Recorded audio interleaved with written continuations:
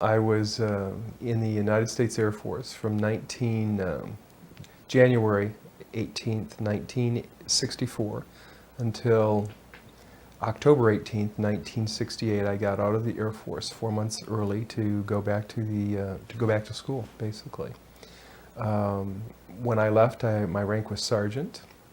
I had a top secret crypto security clearance. I had worked with Tactical Air Command in Langley Air Force Base in Virginia, the 44th Reconnaissance Technical Group.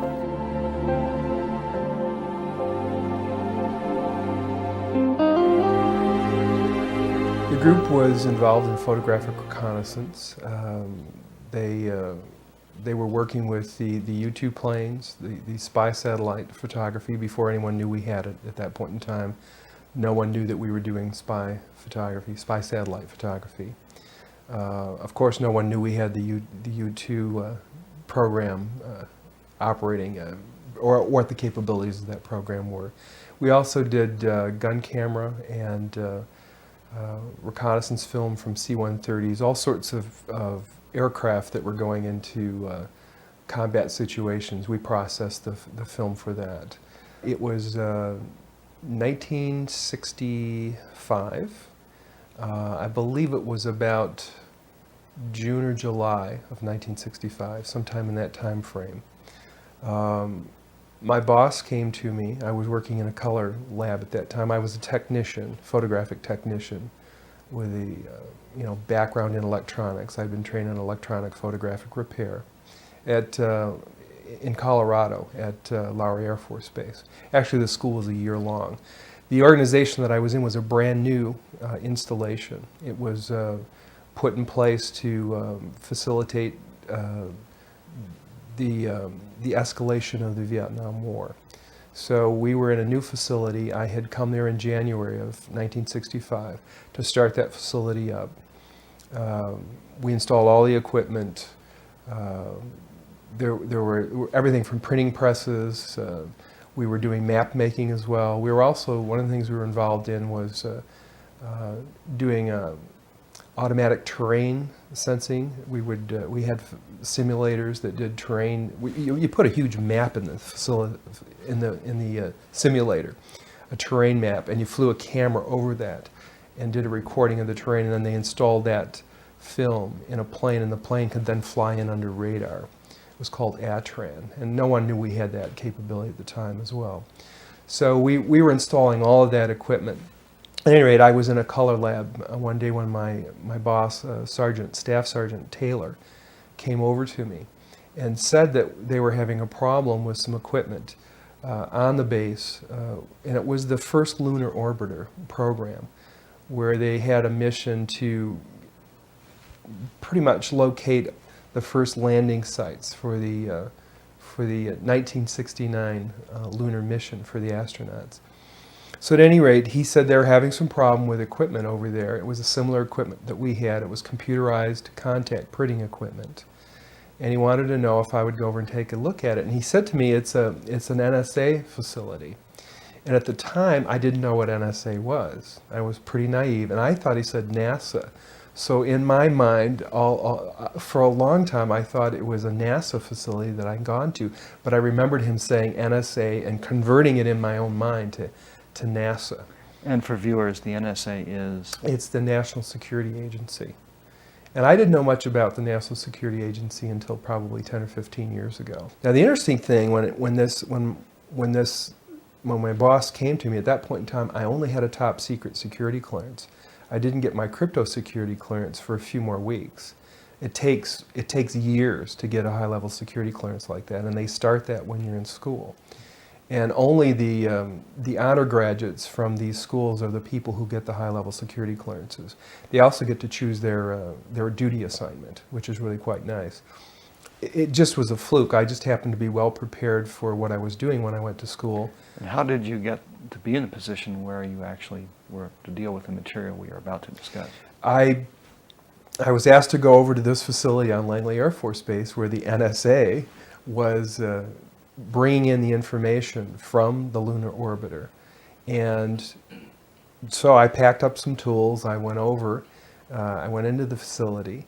As I approached the facility, it was very lightly guarded. I mean, the base was under high security at any rate. I was surprised that there wasn't a higher level of security outside of the facility as I look back on it later. I went into the facility, I gave them my low-level security badge, they gave me a higher-level security badge. A couple of officers took me into this hangar. It was a very large hangar. As I walked in, there were people from other countries, a lot of foreign people from other countries in civilian clothes, with interpreters with them, with security badges hanging around their neck. And the first thing I thought to myself, if this is NASA, what are all these foreigners doing here? What are all these people from other countries speaking other language? Didn't make any sense to me. And I was really quite impressed with that. It just didn't grok. I was, what are all of these people doing here? And they were very quiet, very reserved, and there was a very peculiar pall hanging over them. They had a very concerned demeanor. Okay, so they took me into this laboratory. I took a look at the equipment. There was an airman second class in there. I was an airman second class as well. He turned the equipment on and put it through its paces. It didn't do what it was supposed to do. I saw what was going on with it. I said, I need to do some troubleshooting on it. It had little printed circuit boards in it with discrete components at that time. It was before we had integrated circuits. And I said to him, we'll have to take this thing out of the lab if we're going to work on it. We can't work on it in here in the darkroom environment. So he called someone to get some people to come in and move it. It was about the size of a small apartment refrigerator. It wasn't something you could easily move. So everyone left the facility, left the darkroom, except this airman second class and myself. And we're waiting for someone to come to remove this piece of equipment. So while I'm in there, I said to him, and I'm really fascinated with this process. How did they get the images from the lunar orbiter to the laboratory here? And he went through the whole process describing how the various radio telescopes around the world were linked and they telemetered the data into Langley Field. And at the time, I didn't know what the real purpose of this darkroom and this operation in this facility was. I thought this was where they were bringing the data in and then releasing the images to the public. I had no idea that there were other issues involved in this facility. So he starts telling me all of this information, and I knew that what we were doing was classified anyway, and that he could only share a certain level of what he was doing with me because of the compartmentalized nature of our jobs. At any rate, he told me how everything worked. He showed me the equipment where the digital information came in, where it was converted to photographic images. They were doing 35 millimeter strips of film at that time, which were then assembled into 18.5 by 11 inch mosaics, they were called. There was a digital signature and a grayscale on every 35 millimeter strip.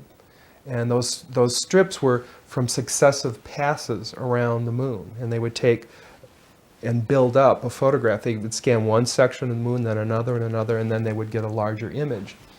So this mosaic then would be put in that contact printer, and that was then a print that was issued to whomever, the press, the scientist, whatever, wherever that was intended to go. So he was showing me how all this worked, and we walked over to one side of the lab, and he said, by the way, we've discovered a base on the back side of the moon. And I said, whose? What do you mean, whose? He said, yes, we've discovered a base on the backside of the moon. And at that point, I became frightened, and I was a little terrified, thinking to myself that if anybody walks in the room now, I know we're in jeopardy, we're in trouble, because he shouldn't be giving me this information. I was fascinated by it, but I also knew that he was overstepping a boundary that he shouldn't be stepping over. And then he pulled out one of these mosaics and showed this base, which had geometric shapes. There were towers, there were spherical buildings, there were very tall towers, and things that looked somewhat like radar dishes, but they were large structures. So I didn't say any more to him because I was concerned again that somebody was going to come in at any moment, would catch us having this conversation, and we would be in real trouble.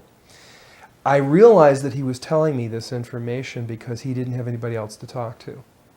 Now, probably in that laboratory, he was probably one of the few enlisted people, and he was a worker bee. And he had a high-level security clearance, obviously, but he couldn't share that information with anybody else. And in those days, we didn't. When you had your security clearance, you took it seriously. It isn't like today where people don't take these things seriously. We had a different set of morals and ethics and values. That's the way we were raised, and we stayed bound by those agreements. So it was rare that someone would do something like this, but this fellow and I were the same rank. I think he was very distressed. He had the same pallor and demeanor as the scientists outside the room. They were just as concerned as he was, and he needed to discuss it with somebody. So that was the end of it right there. I didn't take it any further than that.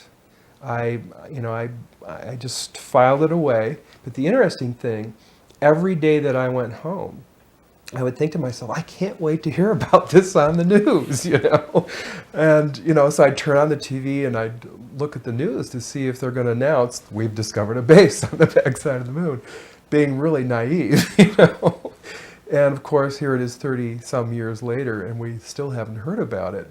But at the time, I had been given about 30 of these photographs. They weren't photographs with artifacts in them, but they were photographs from that contact printer. I had some of them autographed by Dr. Colley, who was the head of the project at that time. And when I left San Francisco a few years ago, I actually sold them all in a yard sale because I was tired of carrying them around. And I may have a couple of them filed away someplace, but it was probably one of the biggest mistakes I've ever made. What was really interesting is I'm not sure what the resolution on those photographs were, but I know that we could discern from the satellite photography we were doing at our installation, you could read the license number off a car at that point in time. So I know we had that level of technology available. Whether or not it was on that lunar orbiter, I don't know. And this also always brings to question, in my mind, why we're getting such low resolution on photographs that we receive from Mars and any of these other missions. The resolution of these photographs is very low, when we've had since the early 60s the capability of much higher resolution. So I'm not sure what that's all about. That question always comes up in my mind. If I compare it to what I'm seeing now, because I do have photographs that have artifacts in them that are similar to what I saw, they're massive. Some of the structures are, half a mile in size. So they're huge structures. Yeah, and they're all different size structures in different photographs. You would have to have an above top secret security clearance, which generally would be cryptologic or above. In my case, I ultimately did have a cryptologic security clearance, and when I did have that clearance, I had access to all of the imagery from the U-2s, from the satellite photography. I had access to everything we were doing. Now, the thing that was interesting about my job as an electronics technician, I got to go into every area of the facility. I got to go into the war room at SAC, Strategic Air Command, and did maintenance on equipment there. So I would see a lot of data that people generally wouldn't see with my rank. Normally you would go into your job, you'd do your one little task. If you were a photographic interpreter, that's all you did. You didn't discuss what you did with anyone else. If you worked on U2 imagery, you worked on U2 imagery. If you worked on satellite imagery, you worked on satellite imagery. But you didn't discuss your job with anyone else. And you only did your task. If you were a photographic processor, you only processed the images. You were not allowed to discuss what you saw in those images with anyone else. We were briefed extensively about what this compartmentalization looked like. You didn't have conversations about what you were doing. So for me, I got to go into all these different areas and see what each of these people were doing, and some of them did share what they were doing. They would have photographs of the missile emplacements above their desk that they'd discovered, or they'd have photographs of the missiles on the decks of the Russian aircraft carriers, or I'd see various fresh spoil from a satellite photography around a missile emplacement in the Sinai Peninsula, as an example. Well, we had in one room in our organization, we had a map of the Sinai Peninsula at that time that was made up from satellite photography. It was a mosaic. And it was 60 feet high and 60 feet wide. It was massive with great detail.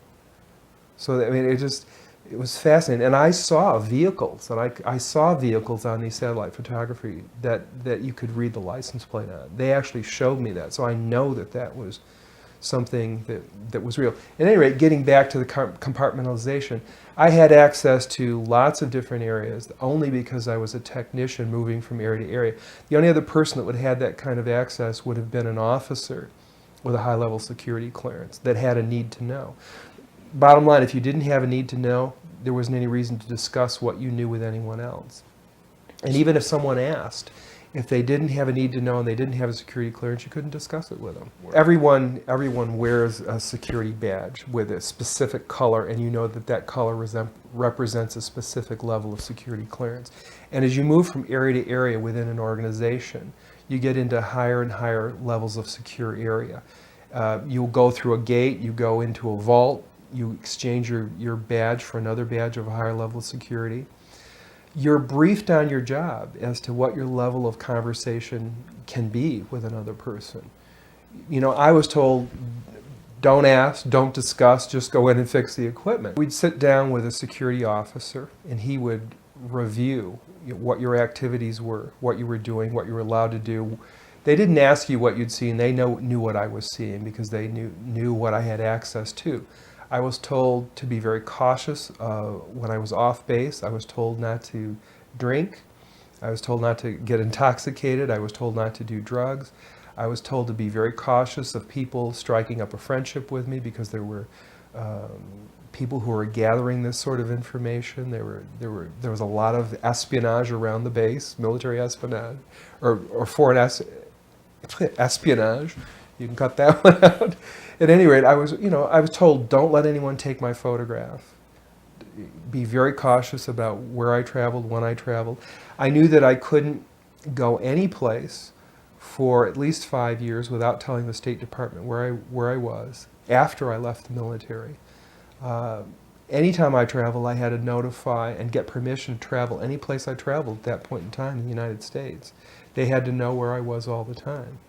We were told that when we traveled over a foreign area, as an example, if we went to Vietnam, there was always someone there with us, with a gun, ready to annihilate us, basically, if we should fall into the hands of the enemy. They didn't want the enemy to get us. We would be killed instead.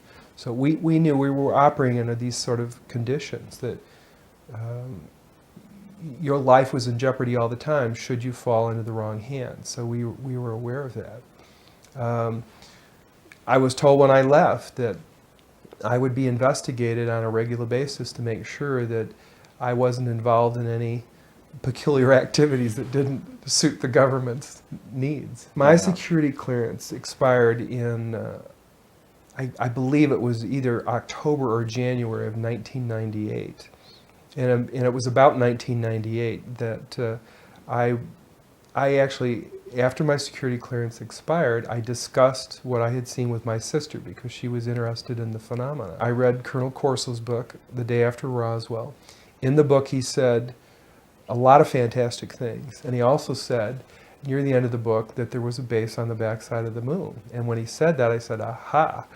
So I began to believe that everything he was saying was true. And he was saying a lot of really profound things about the crash in Roswell and alien technology and whatever, and how it had been mainstreamed through the Office of Foreign Technology by himself.